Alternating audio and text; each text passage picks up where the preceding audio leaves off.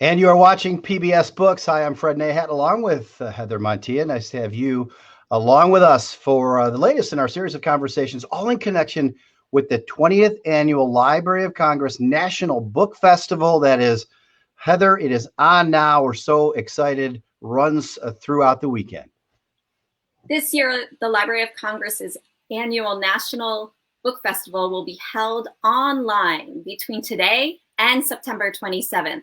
The festival will culminate in a 2-hour PBS special exploring American ingenuity through the works of acclaimed American authors, hosted by Hoda Kotb of NBC's Today Show. This event will feature diverse stories from special guests like Joy Harjo, Salman Rushdie, Madeleine Albright, and John Grisham. Yeah, so very exciting. And as I said, the latest in the conversations with authors featured in the National Book Festival, and gives us a chance to talk to the likes of Judith Warner, all about her book. And then they stopped talking to me, making sense of middle school. All of that is coming up. But Heather, the event in and of itself, we're partnering with libraries and, of course, stations across the country. And that's a great connection as well. You know, the importance of the National Book Festival is quite extraordinary. And typically every year, about 200,000 people flock to Washington, D.C. to experience Americans' literary luminaries. And this year, because of COVID-19, it's actually virtual. And so people across the country in all 50 states are able to, from the comfort of their home, tune in and really join in on the celebration. I encourage people to go today to it's www.nationalbookfestival.com, and you can register, and you can even pick out the different themes and authors you're interested in. It's a real opportunity for us to really get in touch with our favorite authors and find some new favorite authors. And of course, the book festival is on live this weekend, all leading up to the documentary, the 2-hour PBS Books documentary that will air on stations across the country, 6 p.m. To 8 p.m. on Sunday. But check your local listings wherever you're watching us to hopefully see and view and enjoy this virtual version of this august event. And it is such a terrific Washington, D.C. Tradition, going back 20 years, started by First Lady Laura Bush. So there is a lot of interest around it. We're pleased to be able to make this partnership work with Library of Congress and Heather, with stations as well across the country. Yes, in fact, tonight we're partnering with station KQED in San Francisco. And their broadcast is actually on KQED Plus on September 27th. So that's this Sunday at 6 p.m. So don't forget to tune in. Well, and we are going to talk with Judith Warner coming up about her latest book. But first, we want to give you a preview of the 2-hour documentary that premieres this Sunday and airs across the country over the next month or so. The Library of Congress 20th Annual National Book Festival, celebrating American ingenuity, hosted by Hoda Kotb. Let's take a look. Hey everybody, welcome to the 20th Library of Congress National Book Festival. Hello, I'm Salman Rushdie. My name is Joy Harjo. I'm the 23rd U.S. Poet Laureate. Hi everybody, my name is Jason Reynolds. I am the current National Ambassador for Young People's Literature. I'm extraordinarily excited to welcome Jenna Bush Hager to the National Book Festival. My name is Haben Girma. I'm a disability rights advocate and author. Welcome, everyone. We're here with Madeleine Albright, the 64th Secretary of State. My name is Amy Tan, and I'm a novelist. I am Ann Patchett, and I am here with my friend Kate D. Camillo. Hi, I'm Sandra Cisneros. Hi, I'm John Grisham, here with the National Book Festival. Books make us better human beings, better able to relate to one another, to think things through, and to take us to a better future. The theme of this festival is American Ingenuity. And what exactly would you say, Colson, ingenuity is to you? Given what I've worked on for the last 6 years, those 2 books, I would say it's survival. people who never have to struggle or never have to work, they don't really have a lot of reasons to innovate or to fight their way out of something. That's the only thing we can count on in life, is that there will be problems, that there will be pain. We have these enormous capabilities, and yet here we are, sleepwalking, unable to awaken and to create the future that we need to create. What literature has always done is to give readers new ways of framing the world. And I think you can't function in the world today if you don't understand the history. History has to be spoken about as conversation because ultimately that's what it is. The great possibility of America is that we affirmatively decided that reason would be a guiding principle. You have to be free. Free is including as many imaginations as possible. Often, our best examples of creativity live in the in-between spaces. But it's the coping, that's where the story is. I mean, the coping is the joy, and the joy is the journey. This year, in 2020, when we are in need for inspiration and a way for American ingenuity to lead us forward, these creative minds surely do remind us why the importance of memory, the need for reason, and the key to imagination are all rooted in words we find on the page.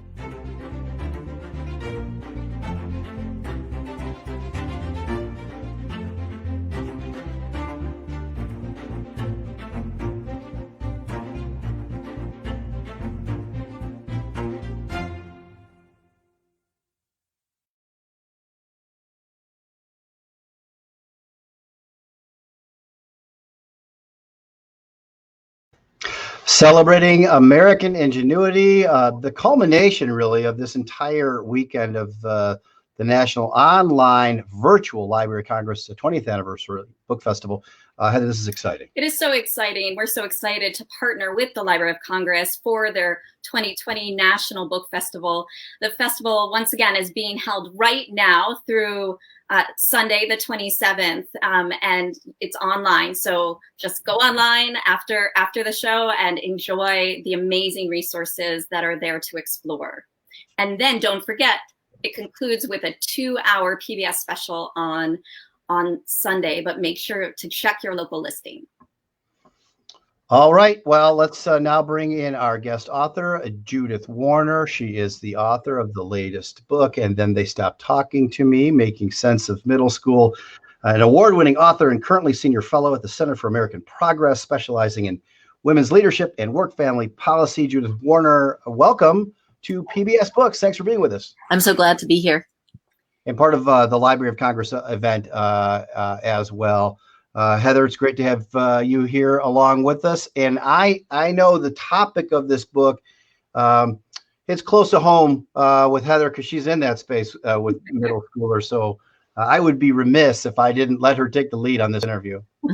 Well, thank you so much. Yes, I am quite in the weeds in all of this. So I'm so excited that Judith Warner could join us to talk a little bit about what happens when they stop talking to you, or as the title of her book, they stop talking to me. So my first question actually for Judith is, as a former columnist for the New York Times and a special correspondent for Newsweek in Paris, you focused on, women's issues, on adulthood, on politics.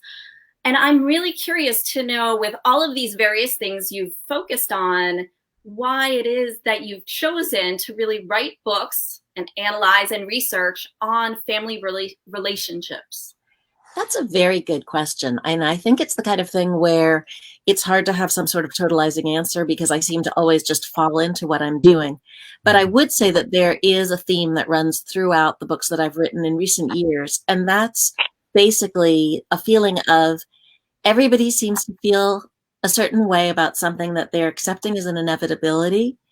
And I don't get it. Like, I just don't understand what they're talking about. And I don't see why things have to be this way. And I don't understand why people are accepting that things are this way in an, sort of unquestioningly.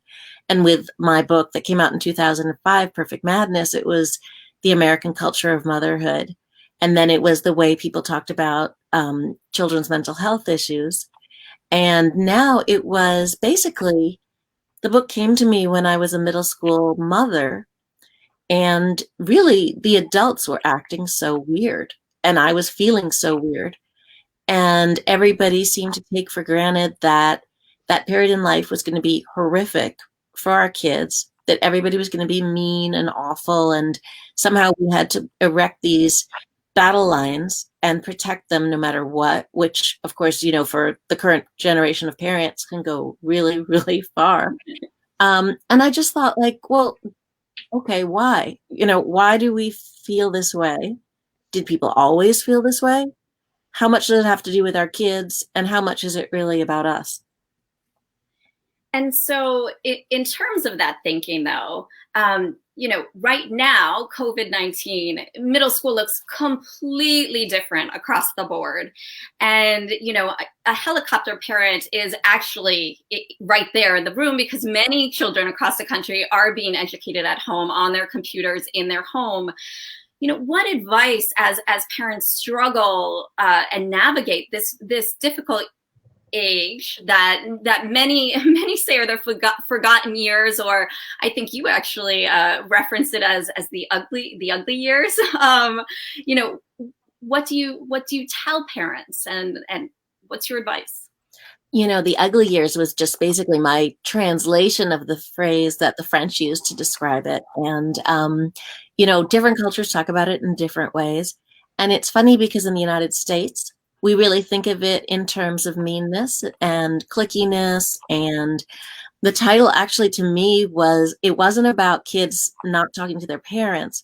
It was about the experience that so many people, including myself, have when they're in middle school, where they come in one day and then either everyone has stopped talking to them or their friend group has stopped talking to them, and they have no idea why. You know, and that it's such an excruciating experience, and it tends to haunt the people who it happened to really for the rest of their lives in various ways. So, you know, there's a sense of that being the expectation in this country about what is going to happen when kids get to be that age. And I think you know, there are these kind of odd, unexpected positive side effects of having been home and kind of confined together for this period of time. I mean, there's no silver lining to COVID itself, but to the fact that we have been together, I think it has been for many an opportunity for parents to see their kids a little bit differently, and also to see how much of certain kinds of behavior is situational and how much of it is inevitable. And I remember early on in particular, a lot of parents of middle schoolers were saying that bizarrely things seemed to be kind of better for them. The fact that they were removed from the social day-to-day meant that they were in some ways kind of rediscovering themselves instead of trying to find an identity through their peers and maybe acting in ways or taking on interests or way of dressing or talking that weren't really authentic for them, like we all do, right, at that age. And some of the kids were reconnecting with old elementary school friends who they had lost touch with because they weren't like moving in the same group once they got to middle school, or refinding old interests that were suddenly not cool anymore. And I think that as time goes on, this has become more and more difficult for everyone, just in terms of the problems of isolation. But there still is evidence showing, there's really interesting new research showing that for some kids, at least in the early months, for many kids actually, things got better, anxiety and depression wise, because the toxin of the social relationships they have and the pressures that are on them in a lot of communities, you know, to do too much and to push themselves too hard, were finally alleviated a bit, and they were sleeping more. That's so very interesting. I actually have a quick follow-up question, which is, you know, when you think about middle schoolers as complex, I think you even refer to them as very complex people. And I think of when I was growing up, my father used to say, you know, because I said so, right? And that was typical. Like we all, and sometimes I catch myself saying, because I said so, and then I step back and try to explain it a little bit. And so just in terms of parenting and thinking about how should we be different, especially in COVID, than past generations, and in terms of cultural norms? Well, I think a couple of things. One, I think that parents really have a tendency to underestimate kids that age. For one thing, we don't remember clearly what we were like. I mean, I discovered that for myself when, just by coincidence, I happened upon this big answer to a questionnaire that I had done when I was toward the end of 8th grade. And I sounded so much like I do now. I mean, my writing was so similar, which is maybe not a good thing to admit. But I just didn't remember, I didn't remember that I had these big interests that are still my interests, or sense of humor or powers of observation.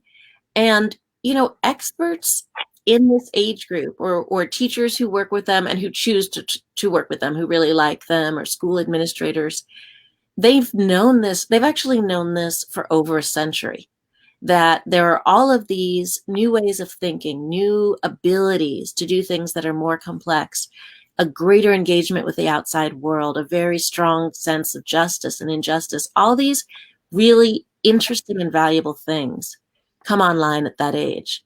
But maybe because it was so traumatizing for us at the time, what we focus on and what we associate, with these kids is just meanness, is just being awful, being obnoxious, being cruel, being cliquish, or whatever else.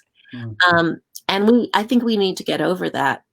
I also think, I hope at least, that what'll happen in this period of COVID, and this is so important for our age group, because we've done an overcorrection in a sense for the generation of parents who came before us, our parents.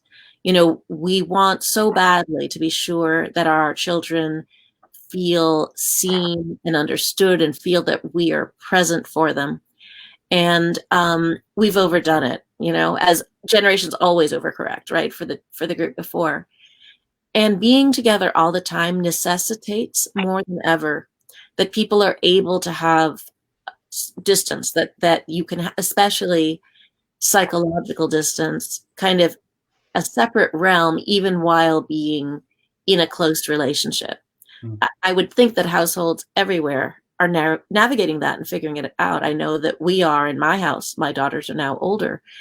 And I really hope that will happen, and that parents will learn that there's a difference between being emotionally present and being kind of physically omnipresent. Talking with author Judith Warner. Her book is And Then They Stopped Talking to Me, Making Sense of Middle School, exploring those middle school years, all a part of the Library of Congress National Book Festival coming up. Judith, I did want to ask, certainly the physical manifestation of school has changed, hopefully, if only for the moment, but is something lost in the sense that there's an absence of the physical socialization that kids need? Definitely something is lost, and certainly something is lost academically. I mean, and I don't want to stress that too much, because I really do think that parents focus on that too much. But in terms of the interaction with adults other than their parents, those interactions are so important. They can really, really play a huge role in a kid's development, in encouraging them in good ways, to put them on the path toward what they love. And the ability of those adults who aren't parents to sort of shape social interactions in a positive way also is taken away. And as we all know, it is lonely to be cut off from your friends. Yeah. So while I think there have been some silver linings to this period, the negatives are really, adding up. Yeah, I'm also I'm curious about parents in this. I know when I was in middle school, in the 70s, it was fairly laissez-faire. It seems the world now, part of this overcorrection, you might surmise, is that there is a ethos around becoming a champion in whatever that is, be it sports, chess, academia, and kids get younger and younger when they begin to feel that pressure. What do parents do to, on the one hand, balance the need for academic and maybe athletic achievement as a means, but also take the pressure off a little bit. It's such a difficult balance because I mean, look, there are some parents who set out to groom winners very consciously, actively. I think that most of us don't. I think that most parents really do want their kids to be happy, want them to have good lives. And the problem is that the path to the good life has become narrower and narrower. And the fear of kind of just falling off track altogether is that much greater in a time that has so much inequality and so much economic insecurity, and where so many professions are basically falling apart. You know, I mean, certainly right now where there's so much unemployment, but even, you know, looking at this over a longer period of years, people are really anxious about their social status and about where their children are going to land. And all of that feeds this worry about how their kids are doing in school and in sports and activities, and popularity is part of that too. And then, of course, you know, the holy grail of getting into a prestigious college. And that pressure of being prepared, you know, having good grades and a good kind of academic and extracurricular CV is actually now hitting middle schoolers, you know, where we were, I guess we're about the same age, by our junior year of high school. Kids are actually starting to feel that now as early as the 6th or 7th grade. And that is just so unhealthy. It's so bad for them. So if there's got to be some way to push back, and it has to start within us. We have to find some way to believe in our kids enough to believe that they will do well, that they will end up on a good track, and also to know that the values that we pass on to them when we put too much emphasis on external markers of achievement are precisely the things that lead to unhappiness. Is there a way to create a balance of extracurricular with curricular, whether it be athletics or arts? Under normal circumstances? Yeah. I feel very strongly that if kids are allowed to follow their passions, they're happy, you know, whatever those things may be. And sometimes they're things that don't make sense to us as parents because they could be technologies that didn't exist when we were young, or our kids may have talents that are completely different from our own and also have difficulties in areas that were easy for us. And I think it becomes, especially for some reason at that age, really difficult to separate out and to accept that they're becoming their own people, because there's been such a dramatic shift from the period just before. But that's where I've seen that real happiness lies for kids that age, as is true for us in adulthood. So I think up to a point, we have to sit back and let them discover what they really want to do, what they really care about, and above all, enjoy. Well, we're going to have take viewer questions. I'm going to give the next question to Heather, but before we get there, folks, if you're watching and you want to ask questions on Facebook, we can answer them live on the stream, or I think Judith will even check in later and answer your questions. Heather? So in terms of if your middle schooler loves to play computer games all the time, you know, they would play it 24 hours a day. What is your thought? And a follow-up question is, and what about if they play an instrument that bothering them, right? Hey, have you played your violin today? Have you played, like, so what is that right balance in terms of letting them do whatever they want and still being a parent? The video games issue is kind of a tough one, right? Because you don't want to demonize a thing, a technology, right? As though it is in and of itself inherently bad. But obviously excessive video game playing isn't good. I mean, there can be good aspects. There are plenty of games that actually have kids in contact with other kids, but it means being very sedentary. It means, you know, there are unhealthy aspects to it, depending on the game, of course. It has to be balanced out by other things, just like anything else. I mean, we don't expect our kids to only eat carrots. I mean, you know, so it's a question of doing things, I think, with moderation, and when possible, working out some kind of schedule with them that involves them so that you get their buy-in rather than imposing stuff on them that they will necessarily reject and push against because they're essentially wired to do so. With musical instruments, I really think that's where the enjoyment factor comes in. I think if by that age you're still having to really harass them to practice, I don't mean just mildly harass them, I mean like really, really harass them, like having a battle, then I wonder if it's worth their doing, because they're not enjoying it. So, you know, I think all kids still need a reminder and a push to stick with something and to be able to learn that the effort you put in pays off later. But if they just plain hate it by the time they're 12 or 13, then I think that ought to be honored.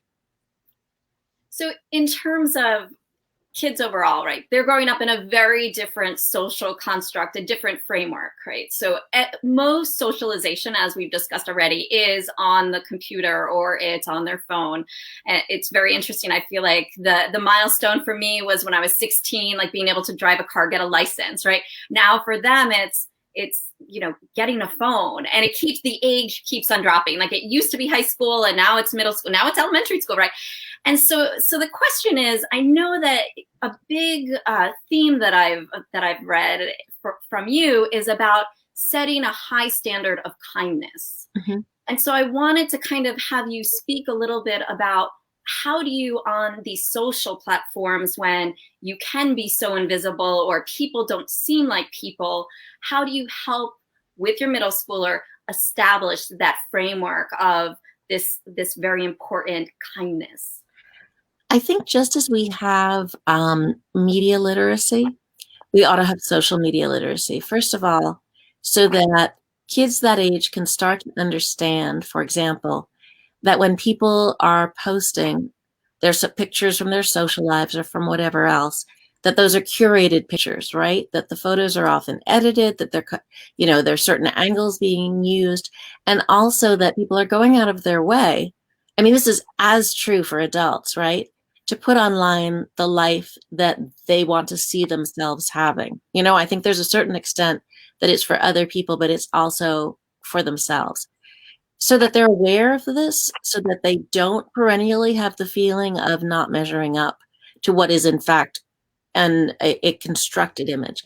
I also think, and I really heard this a lot from talking to educators who work with these kids and who actually like these kids, that very often some of the meanness that happens online, some of it, not all, happens because kids that age haven't entirely figured out what it's like to be on the receiving end of certain words, the power that their words have, the power that words can have when, let's say it's a group, you're in a group chat and a group of people are saying something and one person is kind of isolated, and that they need to be caught up, and that adults have to walk them through this because they can do a lot of harm, inadvertently. Now, sometimes there is purposeful meanness, there is bullying, we all know this. But more often than not, the stuff that really hurts is a question of misunderstandings, miscommunication, clashing insecurities, and people just not thinking about other people, being so obsessively caught up in their own story. So I do think that schools could do a lot in that area with basic education so that it wouldn't be rejected the way so many things from parents are. And I think that parents can at least, certainly in their own behavior, try to model kindness and decency so that that's an expectation and it's also a reality for kids to know what it looks like and feels like, and what is and isn't acceptable. And I also think if there's an opportunity to do so, if something happens online and your kid seems really down, to try to find a way to talk about it and tease it out and try to understand it. What I've always felt was wrong, and I was happy to see in talking to experts that they agreed, is spying on your kid's phone, through their phone, or, really being on top of all of their social media communications, like just following it obsessively, because I still think that all people, including kids that age, need some kind of mental space and emotional space, especially at that age, to become who they're becoming.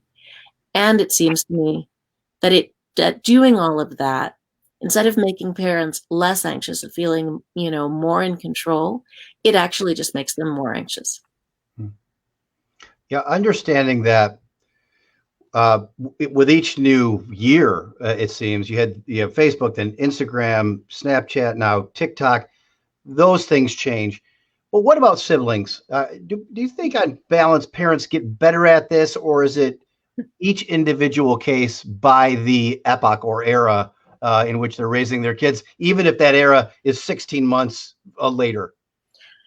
You know, I've come to think that so much of how well a parent does with a specific child has to do with where the parent is in their own life and what they're going through and how much they're able to sort of be emotionally available and have the proper emotional energy for the kid. I do think that the biggest thing that trips us up is what we are going through and when our own emotional resources are down.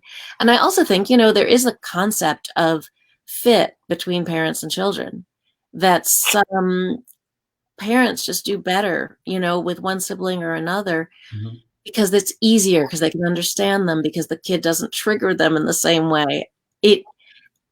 Which is really another way of saying the same thing, that it's about the parents, not the kids. And I think we have to become as self-aware as we can be so that we can come closer to being the parents who we want to be.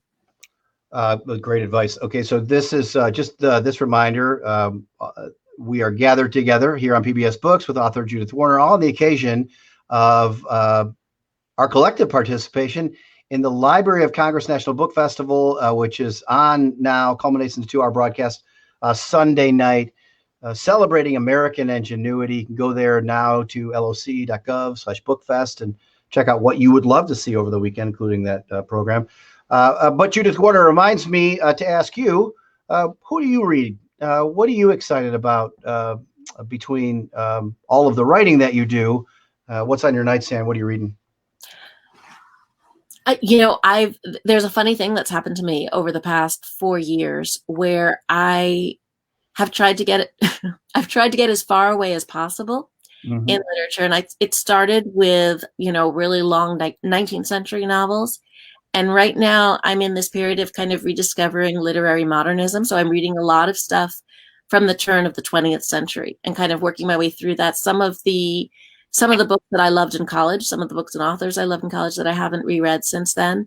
And then some, you know, who I'm discovering for the first time, like John Dos Passos.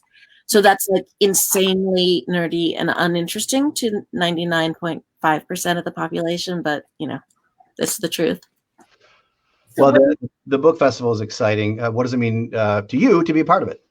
It's a huge honor to be part of it. I mean, it's a huge honor in any year, I think, for an author to be part of the National Book Festival. And this year in particular, I'm really moved to be part of it because I think that we need this really badly right now. All of us, we need stories. We need other lives that we can enter and that we can understand better. We need to have, it's becoming an overused word at this point, but empathy for others. And also, I think we need to be able to escape ourselves. This has been a really hard time. And great writers, especially novelists, you know, give us the opportunity to escape. And then I think, you know, I've read just fantastic also works of nonfiction in the past couple of years that have just changed the way I see the world and kind of prepared me in a sense for the events of this summer, you know, for the Black Lives Matter uprisings, to be able to understand and to contextualize what was going on, how people were feeling, and how much of all of that I had missed in the past. So, and that's thanks to fantastic authors like, for me, Isabel Wilkerson was, you know, one of the most important for that, and Carol Anderson. Yeah, I wonder, just to follow up to that, how do parents contextualize the events of this summer for kids? Because it's been, you know, many decades since we've had this confluence of, I guess, tumultuous events, things that are coming together, hitting us all at the same time. Well, unfortunately, like so many other things right now, I think we contextualize them according to our political affiliation. And I think that we have extremely clashing visions of reality that get passed on to our kids. And, that's just kind of the way it is. I really, really hope that there'll be some kind of way that parents can put politics aside and maybe just try to instill the values of kindness, and also suggest that sometimes you have to kind of displace yourself as the center of every story, yourself and people like you, and realize that other people are experiencing the world very differently, and that it is not only worth listening to them, but completely necessary to listen to them. Heather. Yes.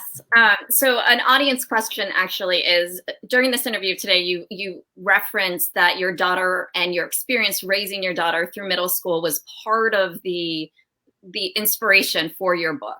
And so when you were writing your book and knowing these interpersonal, insider details of your daughter, did you include that in your book?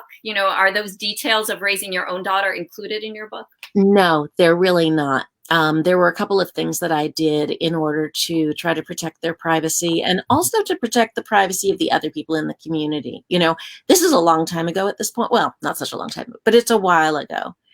I had absolutely no desire, and in fact, very much did not want to make any kids look bad. For one thing, I never thought the kids were bad. I always thought particularly, annoying, but not the kids. The kids were, frankly, much, much nicer than I remembered. And I think that's partly being an adult and not a kid that age. And I think it's partly actually that in many ways our culture has changed for the better. And I think that kids are in a lot of ways nicer to each other. But there's, a lot of things that were ubiquitous when I was that age are now, impermissible. So I think that's a really good thing, at least in, certain communities. Fortunately, it's like that. What I did in the book is that I combined my two daughters into one daughter. And I felt like that would go a long way to protecting their privacy, and also kind of blurring the edges of the people outside the family who were referred to. And that's it really left me, even more than before, with a sense of, I don't understand how and why journalists can create composites for people, because my daughters are extremely, extremely different. And combining them into one essentially created a fictional character, even though the things that I describe happened. That person who had that combination of experiences is a completely fictional. And the interesting thing about that is that when because I had, I wanted them to approve everything that was in there, make sure they were comfortable with it. They didn't recognize themselves. They would say, oh, this happened to the other, they always thought that the anecdote had happened in the other person's life. So I thought that's great, because if they can't tell, then, the outside world is not going to tell. And they also felt that they kept saying I hadn't gone far enough, that I'd been too nice, that I put stuff up too much, and they wanted me to be, I think it's to me a little bit vindictive, and I just didn't want to do that. I mean, it doesn't, not because I'm so nice, but because it really just, it doesn't serve any purpose. So that, I was very, very aware of all that. And fortunately, there actually isn't that much personal detail about them in the book. There's far more about me, because I can say whatever I want about myself. There is one other question, and it's going back to your advice about, don't watch everything your kids are doing. And so the follow-up question is more about, obviously parents don't want to be over anxious. They don't want to be controlling, but what about even some of, obviously TikTok, they've talked about banning it. We won't go whether good or bad, but I mean, then there's something called House Party that I've learned about. I don't know if you're probably an expert, but how do you stay up on all of those things, and how do you make sure that your child, who obviously developmentally isn't yet mature enough to fully understand right and wrong, is on the right track? I think the most important thing with something like House Party, let's say, is making sure that it's not being used to exclude people, to make people feel bad. All the rest of it, honestly, I don't think the rest matters. And the fears that we have around what kids this age are doing are grossly exaggerated. I thought, but, at the point when I was writing the book, which was a few years after my daughters actually had been in school, so these technology, wasn't necessarily such a thing. And then, like, oh, they're all sexting. Well, they're not. They're really not. And especially with kids that age, what is categorized as sexting is very, very, very, very rarely photos. It's, sort of gross stuff, gross notes or whatever. We did that ourselves. We did that at the same age. We just did it in an analog way. We underwent constant sexual harassment. We lived in a grotesquely sexualized world. So the idea that they're up against all these new and terrible dangers we don't understand and can't control, it's just not true. We have trouble with the technology, but other than that, it's not true. And any, social science consistently shows that their world is safer. They're getting up to fewer bad things than we did in terms of drinking, smoking, drugs, sex. Everything is better now. So, you have to contextualize this. And I think TikTok, I don't know. I think the important things with TikTok is that you want to make sure that they are behaving decently, that they're not saying things that are racist or otherwise offensive. I think that often as mothers, we have trouble with the way girls sexualize themselves. I think I have a very complicated relationship to that, in that I think sometimes they show themselves in ways that are unhelpful. At least that's where I come from, being a woman of my generation. There really is thinking that's changed around that. But I also think we really have to be vigilant about not sexualizing kids who aren't sexualizing themselves. And that's really true with younger middle schoolers, I think. They are trying out all sorts of personas and experimenting with who they're going to be and how they're supposed to be in the world. And if we come along and say, oh my God, you look like a slut, that is damaging and it's wrong. It's far more wrong than whatever it is they're doing and having like a bare midriff or wearing whatever, there's a line to walk there. Yeah, just a quick follow-up on that. So in the middle school years, related, to the Malcolm Gladwell, the idea that if you're a January birthday, you may be, a January to June when you're in middle school is a gulf. Yeah. And someone that's slower to develop may look much different than someone that they're sharing a classroom with. As a parent, how do we deal with that? And how do we, help our kids understand that you're just 6-8 months younger? And that's a pretty long way. So that was, I think, one of the most helpful things that I learned when I was doing the research for this book. And it was fascinating to me because at the turn of the 20th century, experts, educators knew already that there was this huge span of maturity in kids who are the same chronological age, who were at that point junior high schoolers. And that in terms of, let's say, academic performance, you could have really, really smart kids who weren't doing well in school just then because they hadn't sort of hit the same point in brain maturity, which we know now from much more recent research is linked to brain developments that were suspected at the time and that were written about in ways that are very close to the way they're understood now, but there wasn't the MRI, fMRI technology to back up what was believed.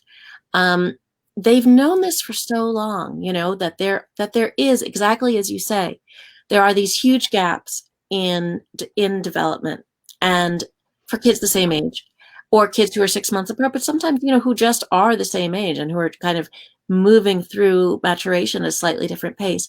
And all of it is perfectly normal. The fact that you can have in the same class, I don't know, girls who are still playing imaginary games in 6th grade, let's say, with dolls. In my daughter's time, it would have been American Girl dolls. It may well be something different now. And some who are really interested in like romance and going on dates or whatever, being attractive to whoever they're interested in. That is all normal. And we shouldn't be passing judgment. We shouldn't be calling the ones who are sort of on the younger side of the spectrum immature.